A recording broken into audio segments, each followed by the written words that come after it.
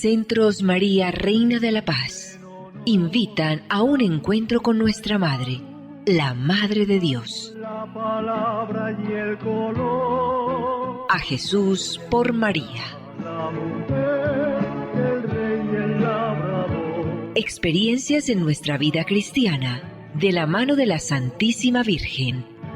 El sabio, el ignorante, el pobre y el Señor. Producción ABA Comunicaciones Pastorales, al ritmo de la nueva evangelización. Carrera 42, número 5247, Córdoba con La Playa. Email abacomunicaciones@gmail.com.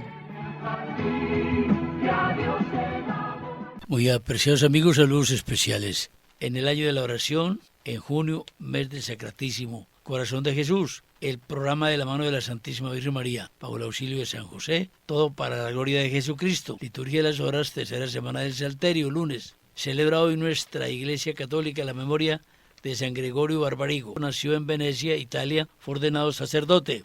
Gregorio se dedicó por muchas horas cada día a visitar enfermos, enterrar muertos, ayudar viudas y huérfanos, y a consolar hogares que habían quedado en la orfandad.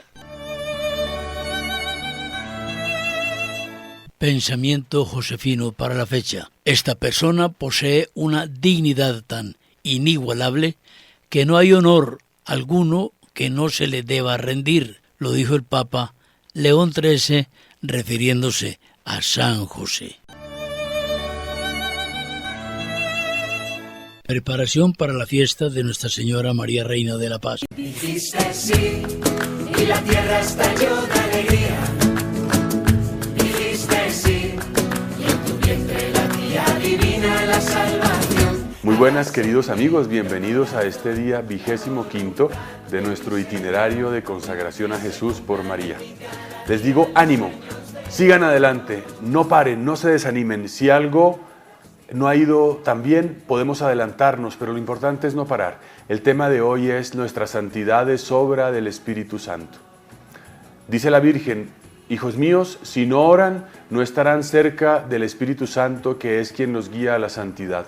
Lo dijo el 25 de julio del 94. Imagino que en esta travesía de nuestra vida alguna vez nos hemos preguntado cómo ser santos, cómo amar a Dios con una mayor plenitud y entrega, cómo tener una vida espiritual más fecunda. Frecuentemente nos sucede que creemos que el camino de la santidad es obra nuestra y nos trazamos planes perfectos, agendas, propósitos que debemos llevarlos con paciencia y fortaleza, porque eso tiene un valor. Pero la santidad no consiste en un programa, en una planeación o en un modelo de vida. La santidad simplemente es una obra de Dios en nosotros. Y eso lo recuerda Santa Faustina cuando en su diario, hablando de la santidad, dijo con toda sencillez: la vía más corta es la fidelidad a las inspiraciones del Espíritu Santo. Qué bonito esto. Como lo hemos visto a lo largo de la consagración, si el Espíritu Santo no está presente en nuestras vidas, corremos el riesgo de hacer muchas cosas que no conducen al amor de Dios y que por tanto no son fecundas. Por eso es importante entender cómo el Espíritu Santo actúa en nuestras vidas. Y para comprender esto, lo primero que debemos comprender es que la santidad es obra del Espíritu Santo. Esto por dos razones fundamentales. La primera, debido a que el camino de la santidad es superior a nuestras fuerzas. Es claro que por nuestra cuenta no podemos ser santos. Eso lo dice Jesús en Juan 15. Sin mí, nada podéis hacer.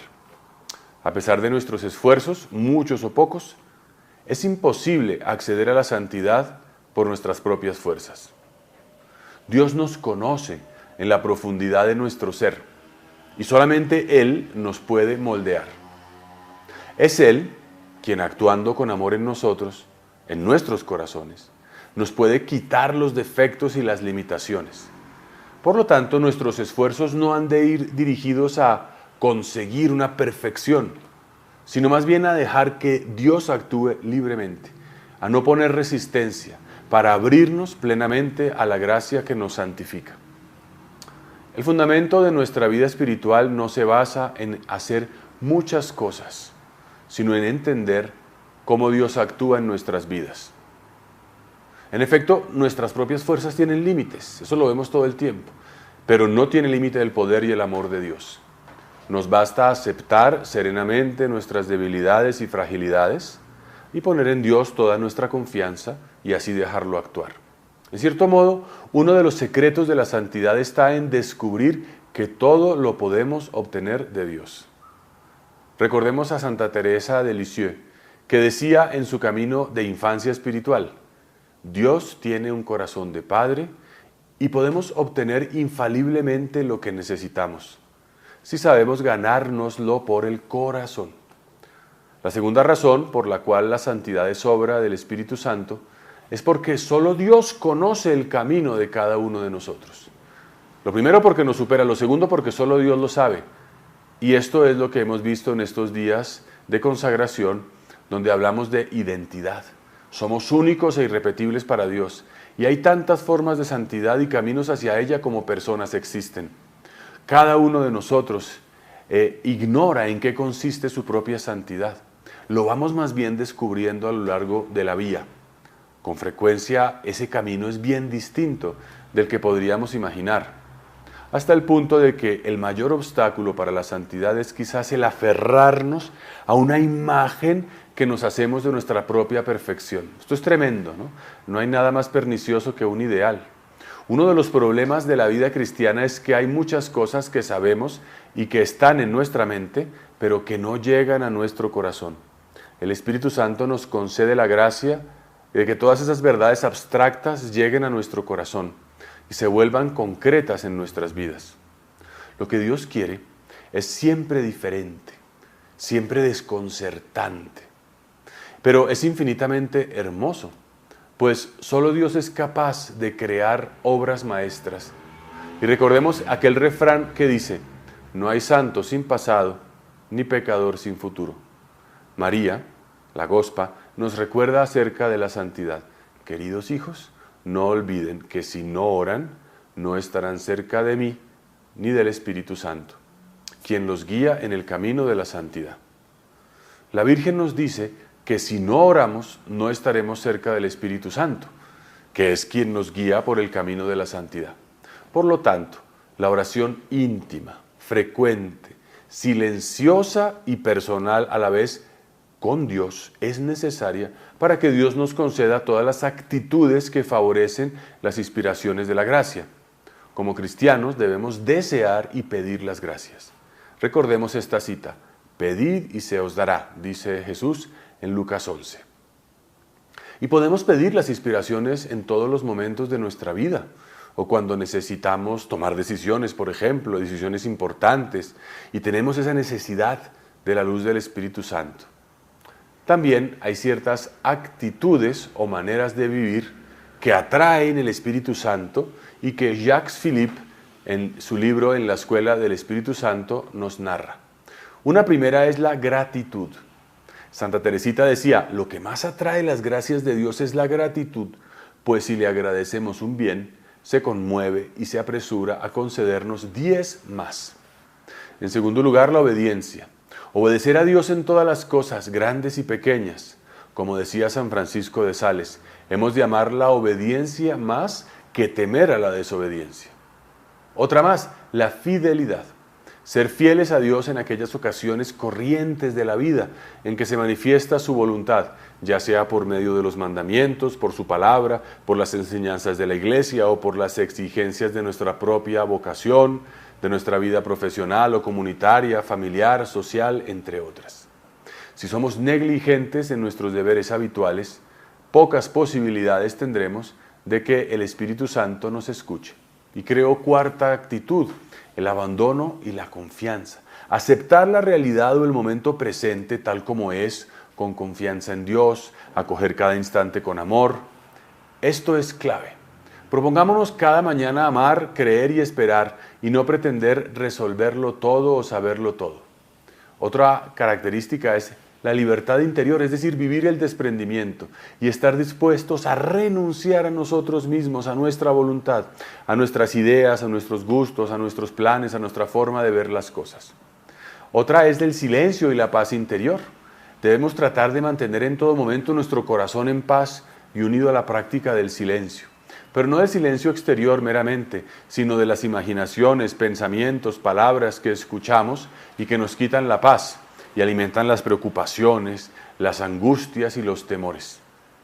Y finalmente también examinar nuestro corazón, estar atentos a los movimientos de nuestro corazón para aprender a identificar con el tiempo las manifestaciones de la gracia. También los movimientos desordenados que pueda haber, o las heridas como la agresividad, la cólera, la sensualidad, la necesidad de hacernos notar o de admiración, con el fin de purificar este corazón en la confesión frecuente para abrir el corazón a la acción del Espíritu Santo. Y otra cosa que puede ayudar mucho es la dirección espiritual en cuanto sea posible, para que nos ayude a discernir la acción del Espíritu Santo en nuestras vidas.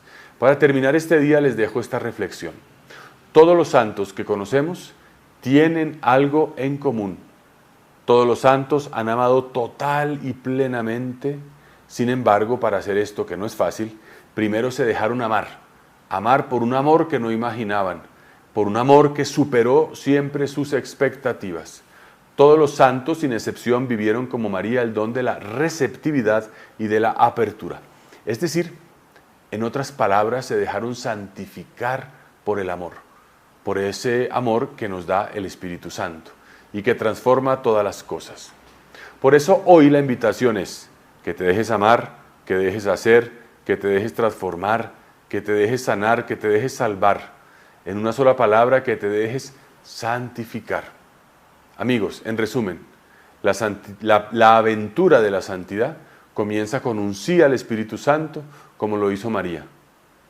Por eso hoy lo invocamos diciendo: oh Espíritu Santo, dígnate formarme con María y en María, según el modelo de vuestro amado Jesús. Que Dios los bendiga a todos en el nombre del Padre, del Hijo y del Espíritu Santo. Amén. Hasta mañana. Dijiste sí y la tierra estalló de alegría. Dijiste sí y en tu vientre latía divina la salvación. Hágase en mí de corazón la voluntad de mi Señor, que se cumplan en mí cada día.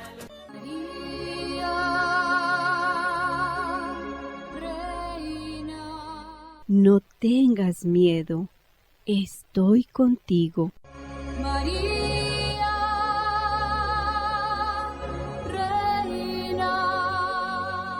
Se aproxima ya el aniversario 43 del acontecimiento mariano más grande de los últimos tiempos, la visita de la Santísima Virgen María a Medjugorje para el mundo. Lo celebraremos el sábado 29 de junio. Reserve su cupo. Informes 316-299-4898. Nuestra Señora de la Paz. Celebramos la semana pasada la festividad de San Antonio de Padua. Con tal motivo hicimos con Luis Horacio Lora un programa hablando de la devoción de San Antonio hacia la Santísima Virgen María. Nos edificó mucho ese comentario y vimos cómo San Antonio fue un devoto definido de la Santísima Virgen María y escribió sobre la Santísima Virgen María preciosidades muy ajustadas enteramente a la teología mariana, a la mariología. Vamos a escuchar una canción y enseguida comentaremos con Luis Horacio el contenido de esta canción. María, ven, llévame de la mano a Jesús, enséñame a amarle como le amaste tú. San Antonio es uno de los santos que más se ha distinguido por su amor a la Virgen. Dedicó varios sermones a ensalzar y cantar las glorias de María. De estos escritos sacamos las alabanzas y títulos que San Antonio de Padua le daba a la Virgen. María es princesa, reina, señora y esperanza nuestra.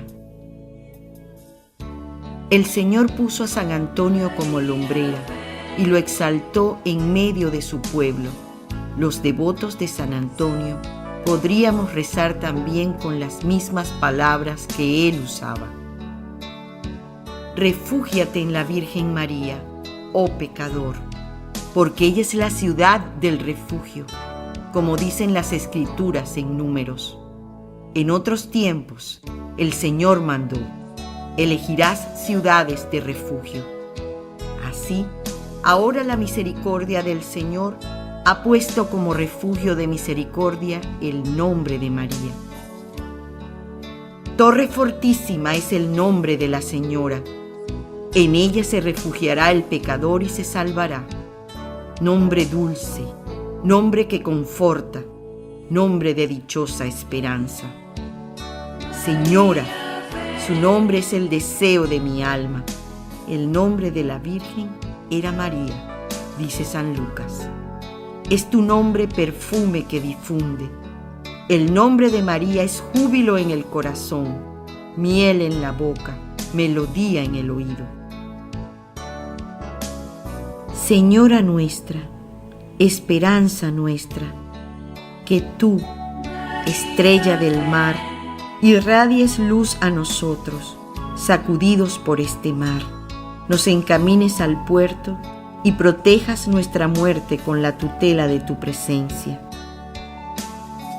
Ea pues, Santa Madre de Dios, única esperanza, te suplicamos que ilumines con el esplendor de tu gracia nuestras almas, que las purifiques con el candor de tu pureza, que las enciendas con el calor de tu visita y nos reconcilies con tu Hijo, para que merezcamos llegar al esplendor de su gloria. A Él sean dada honra y gloria por los siglos de los siglos. Amén. Oh Doctor admirable, luz de la Iglesia Santa, bienaventurado San Antonio, fiel cumplidor de la ley, ruega por nosotros al Hijo de Dios. Amén. Tú fuiste dócil al Espíritu de Dios, y así en tu vientre la palabra encarnó. Dice quien escribió este bonito artículo que San Antonio es de los santos que más se han distinguido por el amor a la Virgen. Has leído de muchos santos en tu vida, Luis Horacio. ¿Estarías de acuerdo con ese buen pensamiento? Totalmente, Orlando, y con una inmensa satisfacción porque realmente desde niño he tenido una relación cercana con San Antonio. Primero, mi abuela materna en Santa Fe de Antioquia era devotísima de San Francisco de Asís. Y San Antonio es franciscano. Es de las primeras comunidades que al término del primer siglo de la Iglesia se fundan los franciscanos. Y San Antonio asume de la comunidad franciscana ese amor a la Santísima Virgen.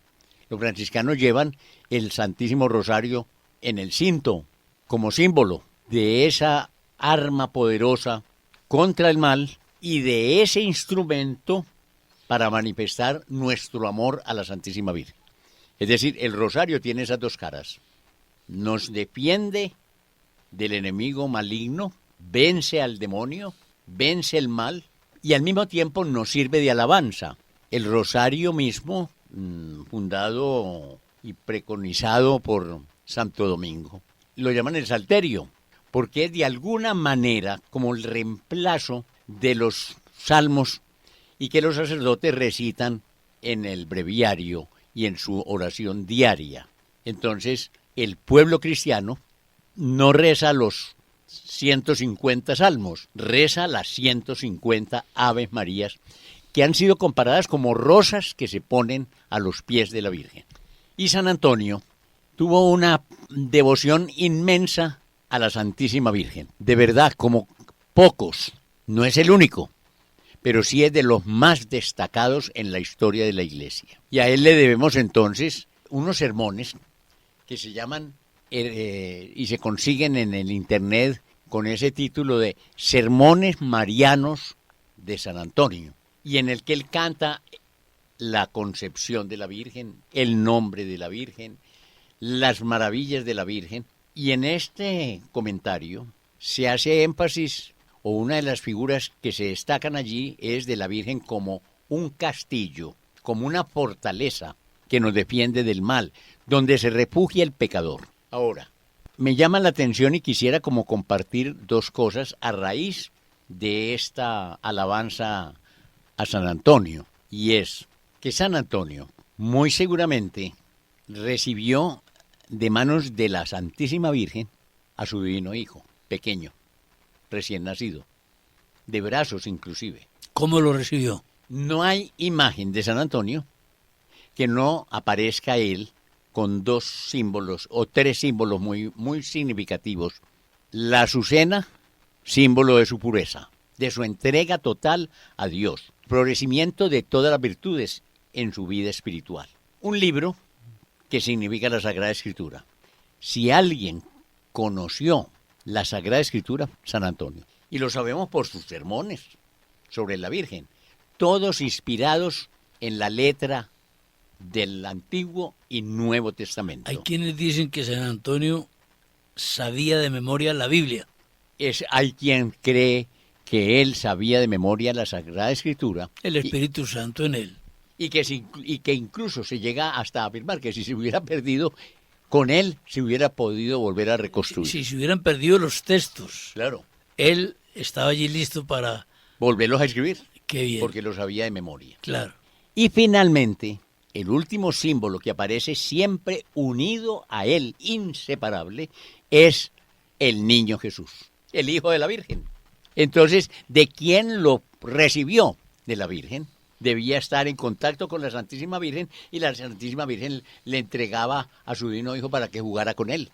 Unas representaciones de esa naturaleza, y como él, en lo que acabamos de decir, dominaba las Sagradas Escrituras, cuando Pío XII lo declara doctor de la Iglesia, lo llama doctor evangélico. ¿Por qué? Porque estaba anclado en las Sagradas Escrituras y en particular en el Nuevo Evangelio, en los 4 Evangelios, y en particular San Lucas, que es el que relata todo lo de la Anunciación, el nacimiento mismo de la vida, todo. Entonces, es inseparable de la imagen de San Antonio la imagen del niño Jesús, que generalmente o está en sus brazos o está sentado en el libro de las Sagradas Escrituras, como inseparable. Jesús vivo y la palabra viva de Dios. Y hay, digamos, eso con la infancia del niño Jesús, la novena que rezamos para la llegada del niño Dios en diciembre, hay una oración en la que se empieza pidiendo, implorando la misericordia de Dios por los méritos de su divina infancia, y que si lo que pidamos por los méritos de la divina infancia de Jesús no nos será negado. Entonces es muy hermoso que esta imagen de San Antonio sea inseparable de la imagen de la infancia de Jesús, del niño Jesús. Y finalmente, quisiera también destacar cómo nosotros los colombianos, y en esta relación de la Virgen y San Antonio, lo tenemos representado al pie de la imagen de la Virgen de Chiquinquirá, en el cuadro renovado de Nuestra Señora Patrona de Colombia. A la derecha de la Virgen está San Antonio, expresión de lo que acabamos de oír, de esa devoción inseparable de San Antonio con la Virgen. Pues nosotros tenemos el privilegio de que la patrona de Colombia, la reina de Colombia, Nuestra Señora del Rosario de Chiquinquirá, esté escoltada por San Antonio. Decíamos en uno de los programas anteriores que es inimaginable una iglesia, un templo nuestro de cualquier pueblo, de cualquier ciudad, que no tenga la imagen de San Antonio. Es verdad esto, Luis Horacio, porque, a ver, en un templo sin Jesucristo, Eucaristía, no hay nadie. Ahí está Jesucristo, Eucaristía, que precisamente vive entre nosotros. Ahí está en el sagrario. Sin ese Jesucristo, nada vale en un templo. Exacto. Bueno, es decir, el templo es por él y para él. Exactamente. Vamos enseguida. Sin la imagen de María en cualesquiera advocaciones, ese templo también quedaría incompleto. Tendría un vacío. Tendría un vacío. Pero porque Jesús es inseparable de María. Es que sin ella no tendríamos a Jesús. Es correcto, muy bien. Sí, pero hay que connotar una cosa, Luis Horacio. En las imágenes que religiosamente se veneran, esa es la palabra. Los templos, casi en la mayoría de los templos, y no en Colombia, en Latinoamérica, en muchos lugares, casi en todos los templos no va a faltar la figura de San Antonio. Es muy popular, es muy común. San Antonio, un gran santo, es uno de los santos marianos más connotados. San Antonio es un ser humano que pecó, pero se hizo santo. Para que no vamos a incurrir aquí en veneraciones fuera de la teología, ¿comprendes? Pero qué santo tan querido, qué santo tan popular, qué santo tan amable, qué santo tan milagroso. Dios hace el milagro, pero San Antonio lo acosa, ¿o no? Exactamente.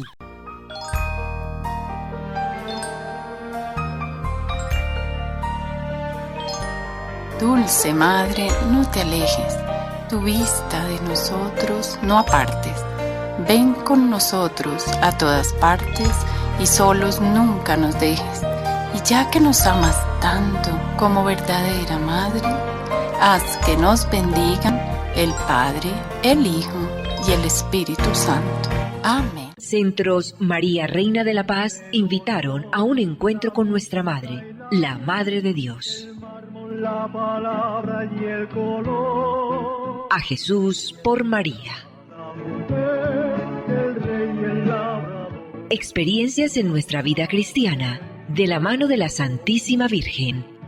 El sabio, el ignorante, el pobre y el Señor. Producción ABA Comunicaciones Pastorales, al ritmo de la nueva evangelización. Carrera 42, número 5247, Córdoba con la Playa, Medellín.